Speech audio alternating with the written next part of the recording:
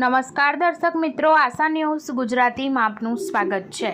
સમાચાર મળી રહ્યા છે છોટાઉદેપુર જિલ્લાના બોડેલી તાલુકાથી। બોડેલી નગરમાં આતંક મચાવનાર કપિરાજ આખરે પાંજરે પુરાયો। ટૂંક સમયમાં જ એક બાળકી સહિત 3 લોકોને હુમલો કરી ઈજાગ્રસ્ત બનાવ્યા હતા। લોકોને ઘરથી બહાર નીકળવા ડર લાગતો હતો। બોડેલી અલીપુરા વિસ્તારમાં કપિરાજના તોફાનથી લોકો ભયગ્રસ્ત થયા હતા। જ્યારે કપિરાજને પાંજરે પૂરવા માટે વન વિભાગને રજૂઆત કરાઈ હતી।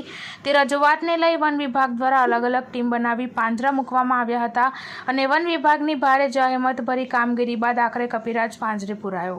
કપિરાજને પાંજરે પૂરી તેની મેડિકલ કરી રેસ્ક્યુ સેન્ટર ખાતે મોકલવામાં આવશે। હાલ કપિરાજને જબુગામ નર્સરી વિભાગમાં મૂકવામાં આવ્યો છે। બ્યુરો રિપોર્ટ જહીર સૈયદ સાથે આશા ગુજરાતી ન્યૂઝ બોડેલી।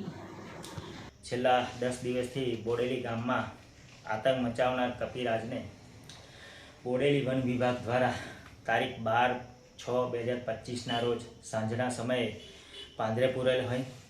આ કપિરાજ દ્વારા બોડેલી ગામની અંદર છેલ્લા 10 દિવસથી એક બાળકીને, એક વૃદ્ધ વ્યક્તિને અને એક પુખ્ત વયની વ્યક્તિને ઈજા પહોંચાડેલ હોય।